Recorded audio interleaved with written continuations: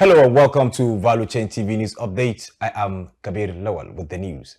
And on the Value Chain TV News Update, we begin with the gas sector, where Nigeria is aiming to attract about $10 billion worth of new investment in deep-water gas exploration through tax breaks and other measures proposed in a new policy framework for the industry. President Bola Tinubu stated that the Federal Executive Council has approved the framework, which will now move to the National Assembly to be passed into law.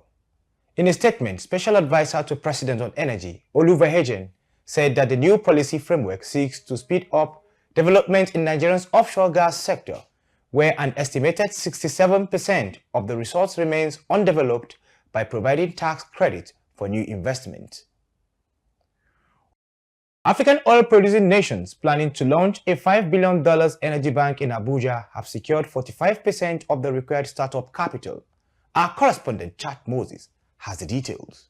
According to the Secretary General of the African Petroleum Producers Organization, APO, Omar Farouk Ibrahim, Angola, Nigeria and Ghana are among the initial backers which have raised funds to support the project. Ibrahim disclosed this during the Angola Oil and Gas Conference in Luanda, Angola's capital city. He noted that great progress has been made from the conceptualization of the project to the point that it is in just 2 years. The African Export-Import Bank, which is the primary financier of the initiative, signed a memorandum of understanding with Apple in June to establish the African Energy Bank. For Value Chain TV, Chad Moses reporting. Away from that, the Energy Commission of Nigeria (ECN) has announced that the country will need $410 billion to implement its energy transition plan by year 2060. The Director General of the ECN, Mustafa Abdullahi, disclosed this during the 7th Energy Transition Working Group meeting held in Foz do Iguaçu, Brazil.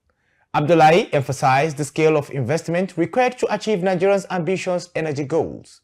He noted that Nigeria is the first African country to officially launch a comprehensive energy transition plan, which is aimed at driving the shift towards cleaner energy sources and ensuring sustainability energy development across the nation. The Minister of Power, Adebayo Adelabu, has stated that electricity tariffs in Nigeria remain lower compared to rates of other African countries like Togo, Mali, and Niger Republic. He made this remark while receiving the Executive Secretary of the Nigerian Lottery Trust Fund, Tosin Adeyanju, and his team at the ministry headquarters in Abuja.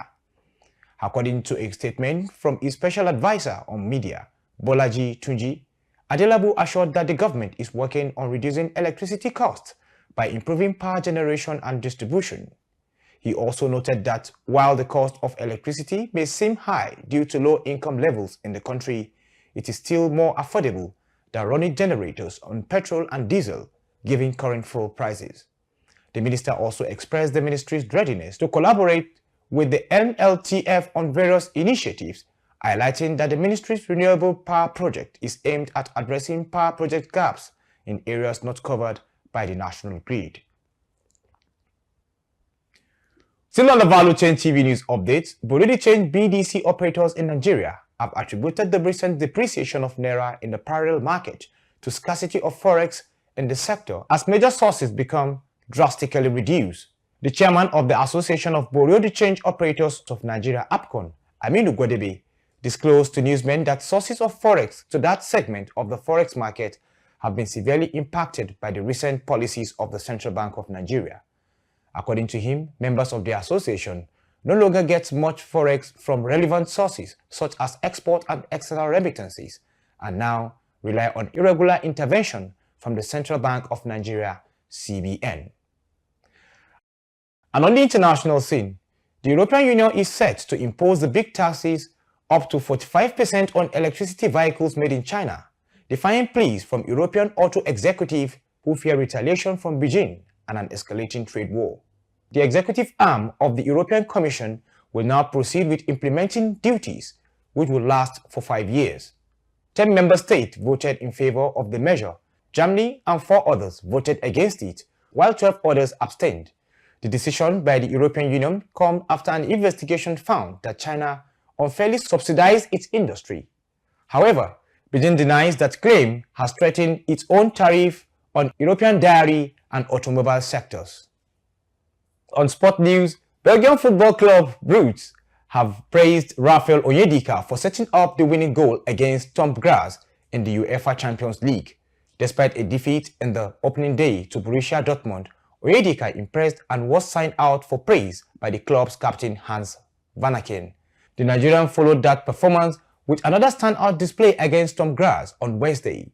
Onyedika, combined with Christoph Wallis, secured 1-0 victory for Club Brugge, their first win in this season competition. That concludes the Value Chain TV News Update. I am Kabir Lawal. Don't forget, for more news, join us on our social media handles.